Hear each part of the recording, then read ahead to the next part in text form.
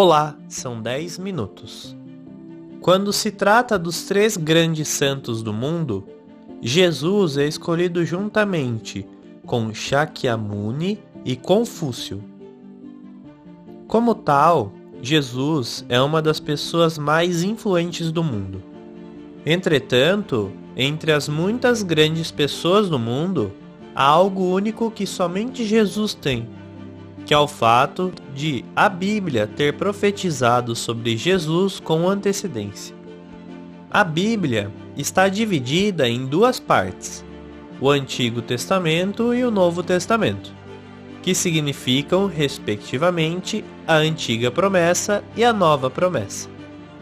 Em outras palavras, a Bíblia registra o que Deus prometeu antecipadamente sobre o futuro.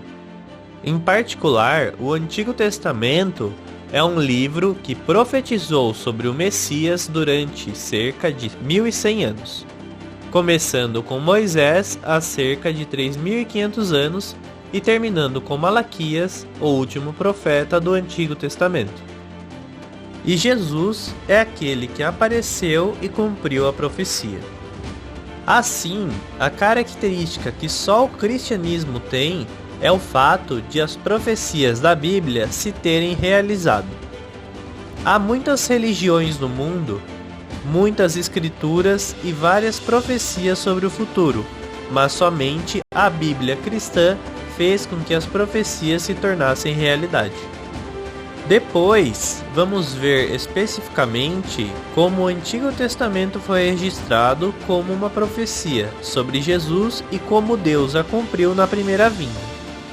Quando falamos sobre Jesus, geralmente dizemos, ele nasceu da Virgem Maria. Agora, uma mulher solteira pode ter filhos, mas nas circunstâncias da época, não era bom que uma mulher engravidasse sem ser casada. Naquela época, a lei dizia que a mulher apanhada em adultério deveria ser apedrejada até a morte. No entanto, Deus precisava de um filho nascido da semente de Deus para expiar os pecados do homem. Por isso, quis enviar Jesus a esta terra através de uma virgem. Se ele nascer com uma semente humana, será um pecador, porque também recebeu a semente do gene pecaminoso de Adão. Tal como os pecados dos pecadores só podem ser resolvidos por uma pessoa justa sem pecado, só Jesus, o justo nascido da semente de Deus, pode resolver os pecados das pessoas nascidas com a semente do gene pecaminoso de Adão. Assim Deus prometeu por meio de Isaías, capítulo 7, versículo 14, que o Messias nasceria de uma virgem. Isso aconteceu 700 anos antes do nascimento de Jesus. E Jesus nasce em um estábulo em Belém.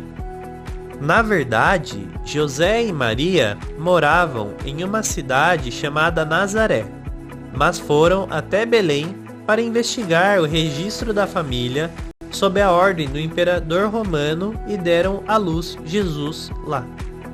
No entanto, na profecia de Miqueias, capítulo 5, versículo 2 do Antigo Testamento, foi prometido antecipadamente que o Messias nasceria em Belém.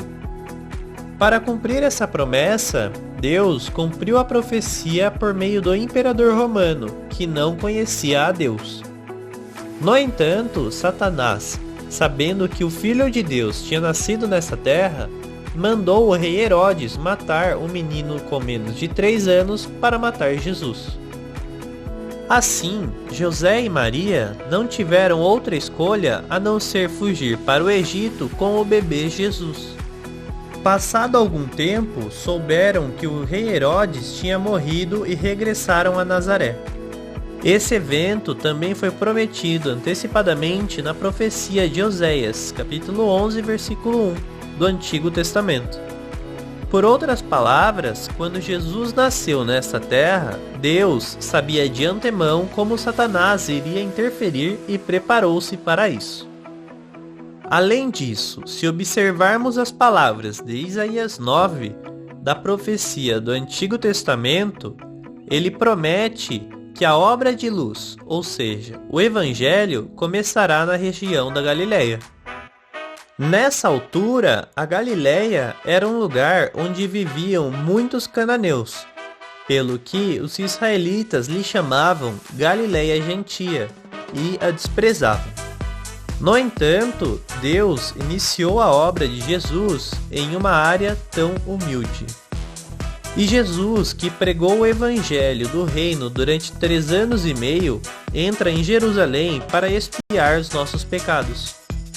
Naquela época, Jesus entrou em Jerusalém montado em um jumentinho. E um jumento geralmente é pequeno o suficiente para ser montado por um homem adulto. Qual seria o tamanho de um jumentinho? No entanto, Jesus disse aos discípulos que trouxessem o jumentinho para cumprir a profecia de Zacarias, capítulo 9, versículo 9. E Jesus entrou em Jerusalém montado em um jumentinho e carregou a cruz por nossos pecados. Então, por que é que a morte de Jesus não teve outra hipótese senão perdoar os nossos pecados? Como o apóstolo Paulo testificou em Romanos 6, o salário do pecado é a morte. Em breve, os pecadores não tinham outra opção senão morrer. No entanto, Jesus, que não tinha pecado, poderia resolver os pecados dos pecadores morrendo em seu lugar.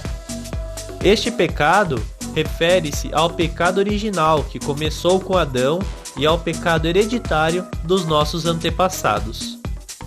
Nós, que recebemos o Evangelho de Jesus, somos nutridos e transformados pelas palavras da Bíblia.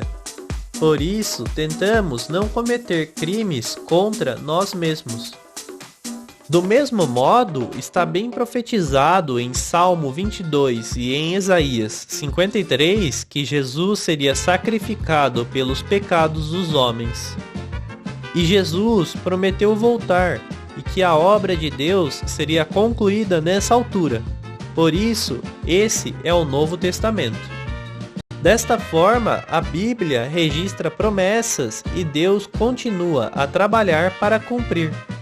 Em Isaías 14, versículo 24, ele diz: O Senhor dos Exércitos jurou, dizendo: Como pensei, assim sucederá, e como determinei, assim se efetuará. Foram 10 minutos. Obrigado.